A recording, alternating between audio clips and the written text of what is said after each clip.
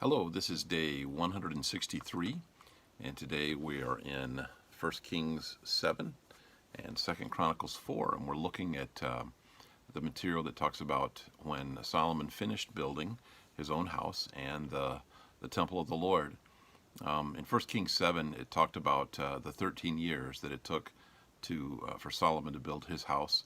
And it says he also built what's called the House of the Forest of Lebanon, which was a pretty gigantic place. It was about 150 feet by 75 feet. It was gigantic compared to some of the other long halls, hall of meetings that they would have from other kingdoms. It was quite large for its day, and it was a post and beam with cedars from the area around Lebanon.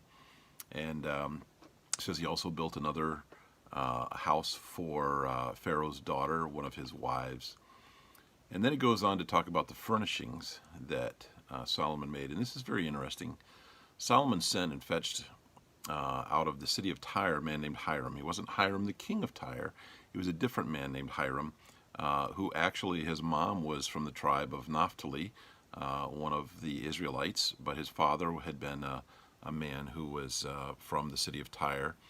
And it says he was a worker in brass.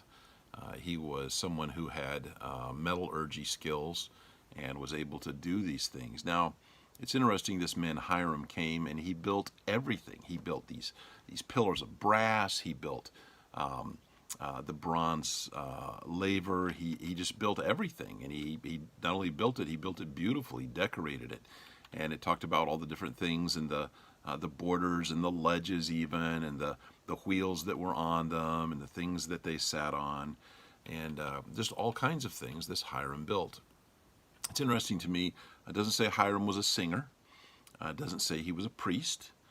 He was of the tribe of Naphtali, so he's not even a Levite. He didn't have anything to do with the daily running of the temple. He just made all of these things that then lasted for generations and were used in the worship of God. It's interesting to me that God used this man who had obvious talents, gifting from the Lord, and I believe that it was something that God had prepared him to do, but at the same time he was accessible to being used in that way, something that was not a great public gift, but was seen by the public every day. And some people think that because they're not upfront people, they're behind the scenes people, that their gifts don't have value in the kingdom, and that's just not true. These gifts were used and seen and loved and used in worship by generations of Jews, generations of people who came into the temple to worship the Lord. And at the end of 1 Kings 7, it says that so was ended all the work that King Solomon made for the house of the Lord. He finished everything, and at that point the things that he had made, he also brought in the things that his father, King David, had made, and it says that David had dedicated to the Lord. So these were vessels that were being used in the tabernacle temporarily until the temple could be built. Silver, gold, the vessels, and it says he put them among the treasures of the house of the Lord. It's interesting to me that it really took 2 generations for God to build the place of worship. You know, sometimes we get so focused on what God's doing right now that we forget that God has a great plan. In Ephesians 2, it talks about God working out the plan of the ages. See, we think he's working on the whim of the moment. We look at today, what's happening in our lives today, or this week, or this month, or even this year, or this season. Maybe some of you greatly been affected by the pandemic and things like that. But the fact is, God is working out the plan of the ages. And he has a desire to use you and to build in you and with you a great work that will go down not just for today, but for generations. And in 2 Chronicles chapter 4, we see that also a description of the things that God had made. And, you know, sometimes there were things that had a practical value, things like tongs, things like candlesticks, but then and things like spoons.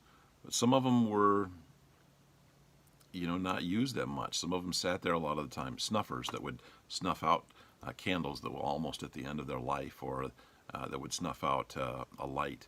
And so much of it was used in things, bowls to catch blood, things that would be considered dirty. You know, somehow we also feel that God only wants to use things that are beautiful to do his work. Sometimes the things that God uses they're not always lovely. Sometimes they're very plain. In fact, it says that even of his own son, that Jesus was unremarkable. He could, when he needed to move through a crowd, he could move through a crowd, and it wasn't like he was standing out as some movie star. He looked average in his looks.